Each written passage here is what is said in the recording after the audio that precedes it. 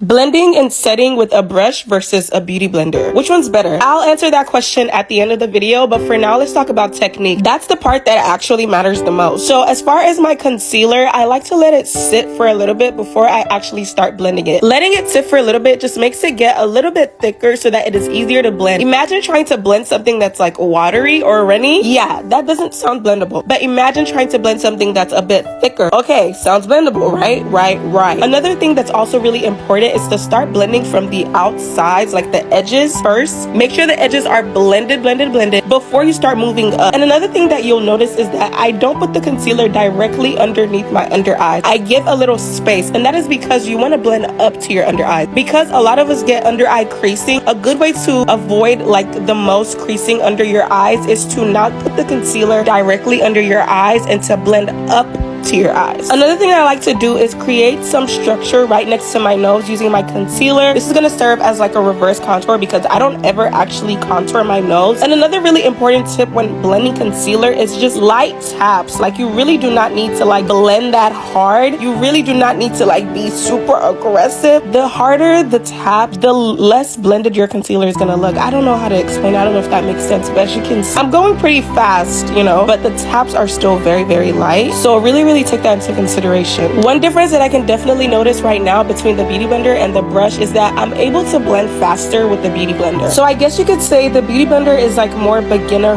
friendly, but the brush just gives you a more airbrushed look. It definitely takes a lot more skill and a lot more patience, but I like the brush. I've just started recently using the brush. I'm using this BK Beauty brush. I really like this brush. I just recently started doing it like a month ago, and I've been doing my makeup like that ever since because it just really gives. I think the brush gives you, like I said, a more airbrush look, and it just looks more like professionally done, if that makes sense. I feel like the beauty blender is something that I would use when I just need to like quickly do my makeup and I just don't want to waste any time. I don't know if you guys can tell, but I feel like the brush side looks like it has more coverage. It's a very slight difference, but I definitely noticed it. Okay, so now we're doing blush. Same thing. We're gonna do beauty blender on one side and brush on one side. With the blush, blending with the beauty blender and the brush, I feel like it's the same thing. The reason why the beauty blender side has like quote unquote less coverage is because, you know, the beauty blender, like, it soaks up the product a little bit, so it's gonna soak up some of the product and leave some of the product on your face. As you can see with the blush, you're able to see it better. Look at the brush side. Like, I'm keeping all that product on my face. Like, all that product is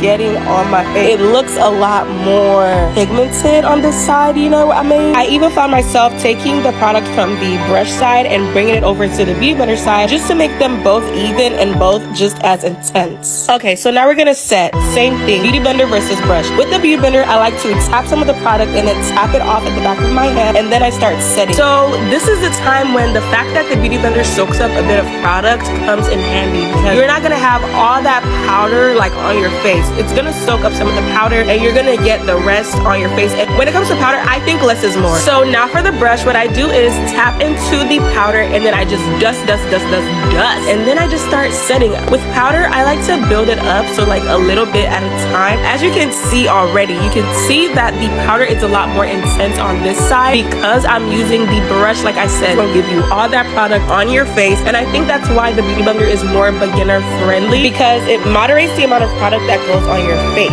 So I think that for beginners, I would start off with the beauty blender, and then once you perfect your skills, then go and move on to the brush and give it a try. But let me know what you guys think in the comments. Which do you prefer? Bye!